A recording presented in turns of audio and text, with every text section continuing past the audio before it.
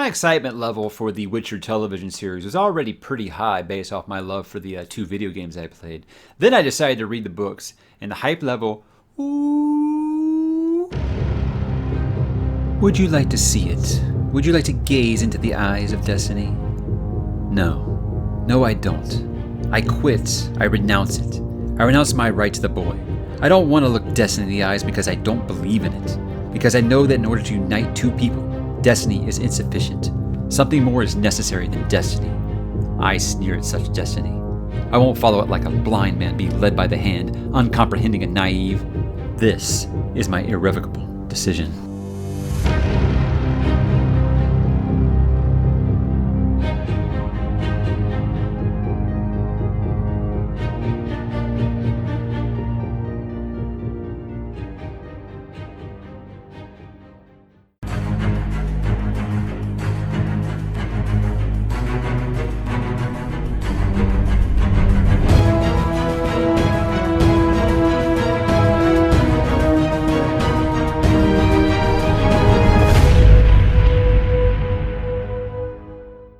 Hey, what's up, bookworms? Mike here, back today with another video to talk about The Witcher. And we're going to be talking specifically about The Sword of Destiny as the second short story collection by Andrzej Sapkowski. I'm still not sure how you say that. I believe it's just pronounced like Andre, but I don't want to upset anyone by saying it wrong. So yes, by Mr. Sapkowski.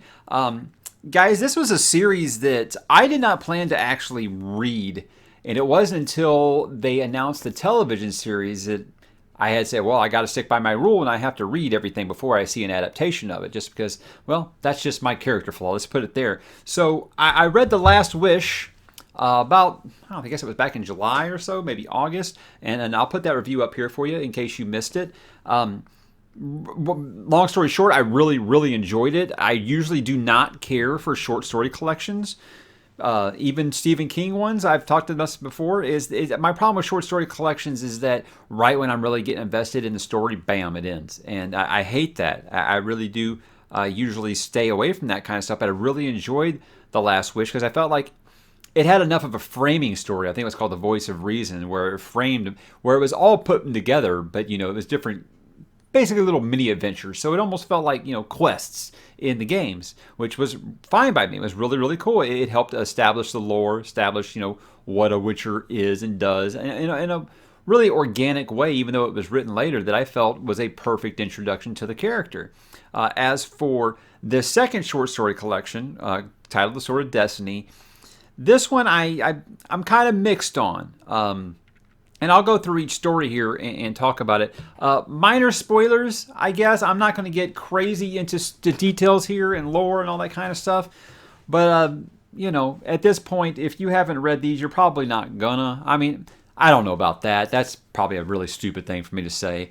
I'm trying to find a fine line between spoiler and non-spoiler, and I don't want to make two videos for everything. So, there might be some minor spoilers. I don't feel like it's going to ruin the enjoyment of the book for you. So watch at your own risk, I guess. Let's talk about each individual story here and what I liked and did not like. The first one is called The Balance of Reason. This basically has to deal with Geralt going with a little band that's going to go hunt down a dragon. And the whole thing about this is that Geralt says, I kill monsters, and I do not kill dragons because dragons are not monsters. So you have that big thing in this is that him and Yennefer get together again, and apparently they have had a little bit of a falling out since The Last Wish.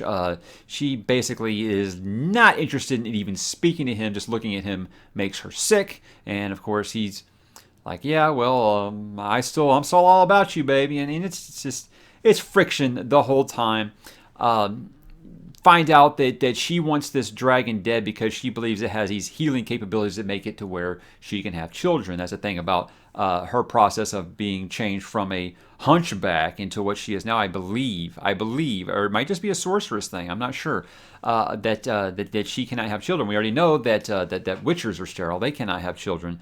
So that's kind of why she's there or whatever. But, it just gets to like a point where there's like a talking dragon and all this. And it's really about the conflict with the rest of this horde this group that they're running with and stuff, and it was okay. But they do decide to reconnect at the end, very predictably. But it doesn't last long because the second short story is called A Shard of Ice, and this deals with them like they're kind of like a couple, but she's also seeing and sleeping with this fellow named Istrid, who is a mage in this town they're staying in. And this results in another big falling out with Yennefer. And it actually leads up to a point to where Geralt and this Istrid fool are about to duel for Yennefer's affection. And if you know anything about Yennefer, she's not about that. She's gonna be like, I'll see both of y'all later. So the Istrid wants to marry her just to keep her away from Geralt, and Geralt's like, no, we're supposed to be together, kind of thing. I don't know. What I didn't care for about this story was that they kind of hyped up this big fight, for 30 pages. And then when it comes the day for the fight, Geralt's just like, peace. And he leaves town after he finds out that Yennefer's left town. And we have no fight. So it's like having it's like if they promoted a Tyson Holyfield 2 or something like that for, months on end. And then the night before the fight, one of them just didn't show up, So it was just kind of a kind of a letdown. Eternal Flame. I felt like this one was good for establishing some more lore. You learn a lot more about shapeshifters that are called Dopplers, and what I think is really cool about them is that when they take the shape of someone else, not only do they take their appearance, but they have like their talents and it's like up to their soul. So it makes them a lot more of an interesting species. I actually think there was a quest in the Witcher 3 video game that did this exact story. Because I remember the part where Geralt had to fight himself against the Doppler. The Doppler turned to him, and Geralt's just like, man, I look old. And that's what I remember about it. But the story itself, I thought was okay.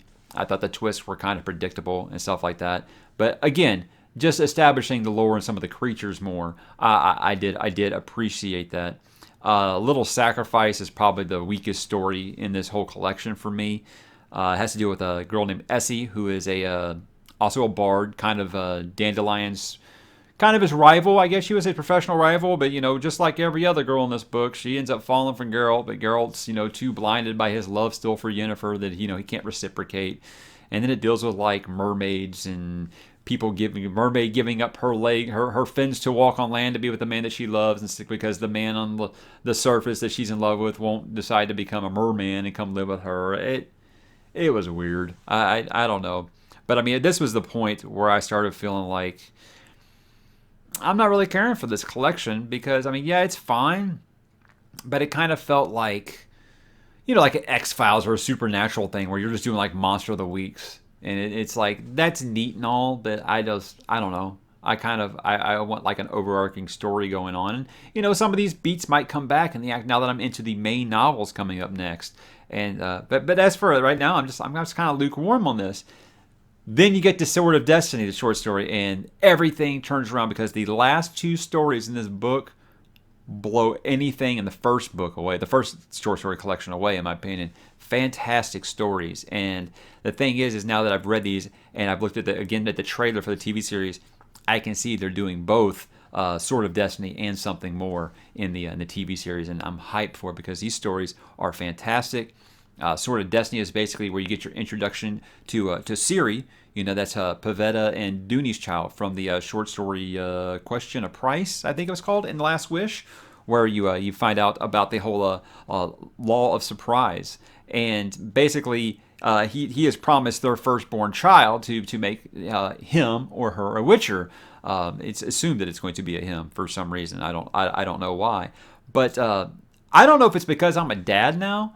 But Ciri's about 10 years old in this, and oh my gosh, she is super cute. The way her and Geralt interact with each other is absolutely adorable. And I'm like in love with the father-daughter relationship, even if he's like not really reluctant at first, but he's kind of standoffish at first, But just like right away, you can tell that the actors on the television series are going to have amazing chemistry. Even if Ciri is a little older on the TV series, I think she's supposed to be about 15. She looks about like 20. Again, I don't think it'll change very much, especially if they're going to be going through the years quickly on this show, like it appears, because this is going to be years before events in the main novels. I believe, again, guys, I'm still a noob at the novels. I'm not really sure. But again, I like the both of them right away. You get introduced to the dryads, which are these like forest dwelling people that basically, if any children like wander into the forest, it's like law that they get to keep them. So I have to deal with Geralt thinking he's going to have to leave Ciri there. And at this point, I don't believe he still doesn't know who she is until much later in the story. And after the dryads, they actually give her the choice of which, if she wants to stay with them or go with the Witcher. And of course, she chooses to go with the Witcher because she keeps saying, I've been told since I was a young child that I was predestined, and I don't know what it means. And so she keeps saying, that she's Geralt's destiny, and Geralt's like, I don't believe in destiny, So that's obviously a big play on that comes back around in the next story, which is something more. But I forgot to say that last one ended with Mousesack. I think he was also in the Question of Price short story that he is with Calanth, and he's working with her to basically oversee what's happening here. And he decides to take Ciri home, and Geralt lets her go. Something more is an interesting story because it fills in all of the gaps regarding him taking possession of Ciri. And he meets this guy named Jurga on the road who's just in a shitty situation, doesn't want to leave his life's work basically behind to get off this dangerous path. So Geralt invokes this whole law of surprise thing again. And at this point, I'm like, I'm not sure I'm clear on what law of surprise is, so I admittedly had to go to the Witcher Wiki and read it, and it says, the law dictates that a man saved by another is expected to offer to his savior a boon whose nature is unknown to one or both parties. In most cases, the boon takes the form of the saved man's firstborn child, conceived or born without the father's knowledge. So, okay. So he wants to take this guy's, he wants to escort this guy to safety in return for a child to turn into a Witcher, right? So right away, I mean, it's not like it's hard to predict what's going to happen here, but the way it happens is actually really good. He gets in a big fight to protect this guy, takes some wounds, and then the rest of the story kind of deals with him, trying to be nursed back to health on this cart and having like fever dreams or memories of things that happened before. You get one with him and Yennefer. Yeah, again, more with him and Yen, and I think this is actually like the last time before they like officially like split up, kind of thing. You get one to flashback with him and Calanth again, where the first time he tries to claim Ciri, he doesn't know that it's a girl. He's assuming that it's Pavetta and Duny's son, and they have the big discussion about destiny, about the law of surprise, and all that stuff. And it was informative, but it basically is with him just being like, all right, I'm out. I don't need this child. Forget about it. You do get a thing where he's talking about how his mother actually abandoned him with the Witchers kind of thing, and he's got this thing about like how he knows exactly what he'd say to her if he ever met her, and then he actually does meet her. I think her name is Vicenna. He actually does meet her. She actually helps heal him on the road, and he's like, all my life I've thought about what I would say in this moment, and he's too wounded and tired and exhausted to even say it. And he's like, I'll say it when I wake up, and then she's gone. So yeah, I think that there's going to be some more to kind of go in there in future books. At least I hope, because that seems like a really big story point to just abandon, really. What's left? Here's about the battle at Sodden Hill, which is a bunch of sorceresses and the Nilfgaardians, which I also think we're going to see in the TV series.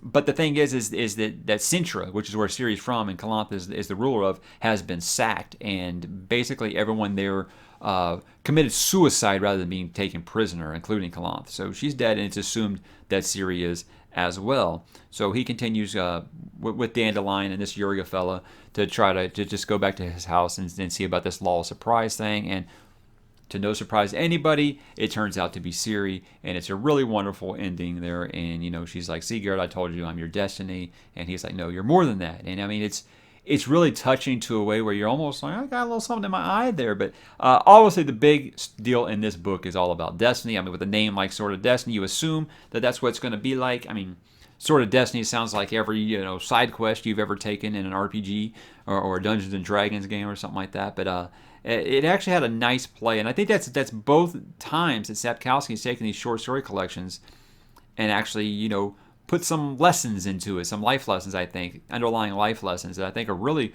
really well put. The guy has fantastic prose. He really does. And I've heard mixed reviews from people who have read the main 5 novels. starting with, let's see here, what's next? Blood of Elves, then Time of Contempt, and Baptism of Fire. I haven't actually gotten book 4 or 5 yet. And I don't know. I'm excited to keep going because right now I feel like this is a super underrated series, and that's just going off of these short stories. If we're going to go into a long form novels now, I'm sure that the format's going to feel a little different. But I mean, if this guy's writing style stays the same, I don't see any reason why I'm not going to like him unless it just gets so deep into like political negotiation or something. Like guys, I'm doing Lies of Locke Lamora right now, and I'm just like, wow, I've read 50 pages about negotiating for wine in vineyards, and I'm just like, not exactly riveting stuff, but I'm sure it's going somewhere. So I'm saying, unless it gets bogged down in that kind of stuff, I'm not really sure that I'm going to have a problem continuing with this series. As far as the television series, I think they're having a panel, I think on the 30th. It's like the October 30th through like November 2nd. So we will be getting the first full-length trailer, I believe. The first one, I believe, was just called a teaser trailer, and it was, like 2 minutes? So I think we'll be getting a really long trailer and the announcement of the start date for this series.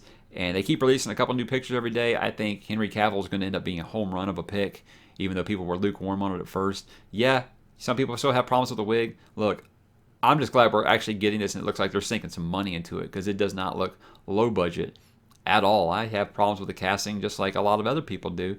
Again, though, Heath Ledger rule. Wait till you see him on screen. Everybody hated Heath Ledger when he first got cast as Joker. Now no one can see anyone else's Joker, regardless of how you feel about the Joaquin Phoenix movie. I'm just giving you an example. I always follow the Heath Ledger rule. Let's wait and see. Guys, are you excited for the series? Have you read these books? Do you think about them? Hey, please hit me up in the comments. Let me know, and let me know if you're liking this enough that you want to hear me kind of continue with it and keep talking about it. Starting with Blood of Elves would be my next in my rotation. But with all these series that I'm doing, if I don't get a lot of feedback on them, I'm probably not going to continue to make individual videos just for individual books. Like the Demon Cycle books don't really get much traffic. The Lightbringer books didn't really get very much traffic. People just want to hear about Wheel of Time, apparently, and things like that. So, guys, thanks for watching, and hit me up in the comments, man. I'd love to talk to you. Talk to you soon.